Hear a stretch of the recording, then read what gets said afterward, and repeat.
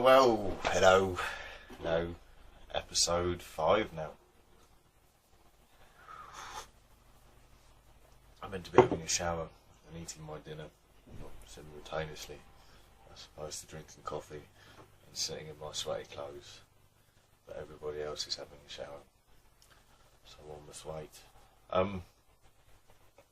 I don't know if you can see or sense a brightness to me today, but yeah, the weekend was good and the weekend was bad, both. But as a result, I finished my day. I finished Sunday and realised I probably wasn't going to smoke or drink again. And I know we all have our whims, and we say these things, especially I will never drink again.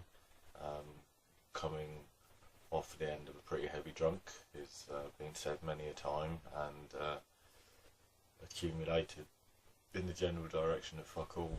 But no, I realise I've been resenting both these things for quite some time now. You know, I was definitely drawn to it. You know, I'm smoking loads, and drinking loads, but I suppose a conversation with my boxing coach and friend Russell just made me realise that if I actually pulled my finger out, you know, I might be able to get some good shit done. And I've basically been, I don't know, like, defending my romantic idea of the smoking drunkard, mainly with the link to the writing side of who I am, but it doesn't wash anymore. So yeah, I've been drinking for a while. I've been resenting it. I'm not a good drunk. I'm a pretty bad drunk at the moment. I flip a lot. I disappear. I am the vanishing master when intoxicated. But yeah, so I just woke up today. So I have just done my first day in a long time, completely cigarette free. I feel pretty good, no stress, no twingy, but instead of it being previously, oh, I've quit smoking, there's like a happiness to it. So I got up this morning, my alarm went off at 5:30, I was in the gym by 6:15, trained arms in the gym, walked up a steep hill, did the worky thing, finished work at 6:30, walked to the gym, did a boxing workout for an hour and a half, came in, downstairs, there's rice cooking, and I've had a spinach based protein drink and the coffee, and that takes it up to now. So there we go, that's what I'm doing. So yeah, I don't know, so everything that's been a part of this weekend, I guess, has been a catalyst. So you know, thank you Dan, going to visit, happy birthday. And especially thank you Russell, you know, you've kind of, it's time now, man, it's time now, we can go at this hard, should be good, I'm looking forward to it. Anyway, and then the only other thing I was going to talk about today before I fuck off, but this is probably going to go on for 3 days, so sit down, shut up. Ages ago I was sat on a wall with some good friends, and there was a drunk person there, and they were flitting in and out of hostility, and basically, to cut the long ongoing trudge of a story short,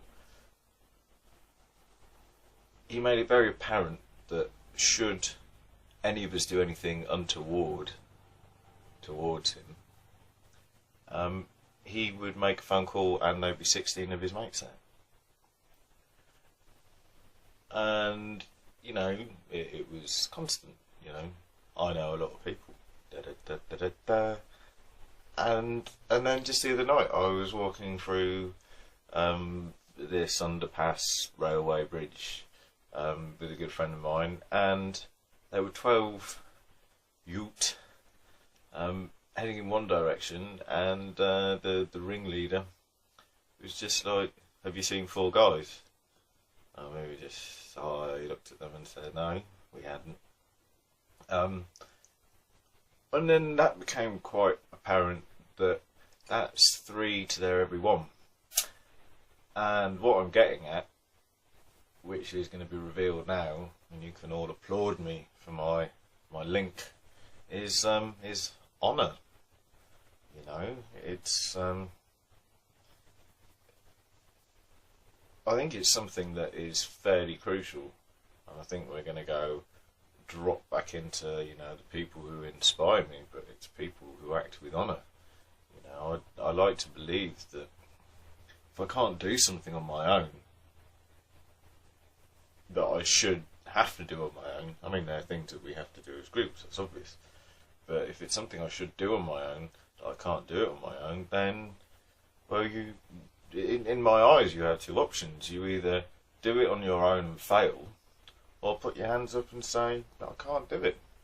What you don't do is phone the fucking boys up and smash one man's fucking head in with, you know, 16 pairs of feet. Twat, you know. So, honour. But it's easy to talk about in the violence thing, but like, you can start looking at it as a metaphor for everything, you know. How much of life are we willing to face, you know, from behind our own eyes, and just know that that's all there is. You know, we're entirely responsible. There's nothing to pick up, you know, no one to pick up the pieces. And whilst obviously there's many situations in life where it's quite justifiable to have people around to follow you along with a fucking dustpan and brush. I don't know, I guess it all ties in. My boxing training's going to get more intense again. My training's going to be intense. You know, I'm up at 5:30. I'm not getting in until 9. You know, I'm cooking my dinner. I'm sleeping. I'm repeating. You know, it's going to get a bit solo again. And you know, everything's on your own. And at the end of it, you have your own efforts, and no one else's to kind of thank. And I don't know, they kind of tie loosely together. Maybe a little bit tedious. But, I mean, you're not going to be watching this video, and you're definitely not going to be this way through if you are the type of person who will make those phone calls. But if you know anyone who is, please just tell them to fucking get a grip. You know, like, tell them to lose, tell them to be alright with losing, because it's alright to lose, you know. The ego is just a fucking obstacle. It's not anything to have 16 of your mates defend, and even then that should fucking give the ego a kick in the teeth. But obviously the mentality is set differently, backwardly, and that's it. Anyway, I feel quite chipper, and I should have carried on with that. I like where that was going. Never mind. Anyway, I'm going to go drink my coffee, think about honour. And as I say, now please, if you know anyone, or if you see it happening, you know, I'm not asking you to fucking jump in there and have 16 pairs of feet fucking stamp on your face for the sake of fucking telling someone who's not going to listen. But, you know, you might have a slightly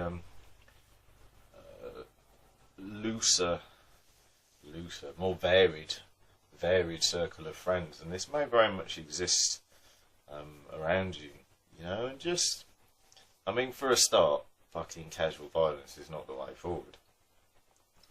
Threatening people is not the way forward. Anyway, but like, if situations in life do creep up on your doorstep and you are forced to defend whatever it is you're defending, physically, then do it off your own fucking back, because, you know, it's not connected to anybody else other than, you know, your brubs, which is bullshit, fucking bullshit. So yeah, anyway, do that, but forget about that. Like, rewind the brain back to the beginning of the video, and yeah, so, you know, I'm not going to promise you that it's going to last forever, but as far as I'm concerned right now, I don't smoke and I don't drink. I've trained twice today. My alarm's set for 5:30. Fucking do it all over again tomorrow, and just keep going and see what happens. So I thank you in advance for following me. And yeah, let's go. Anyway, fucking cheers to you guys. You know, I mean that. Thank you. Adieu.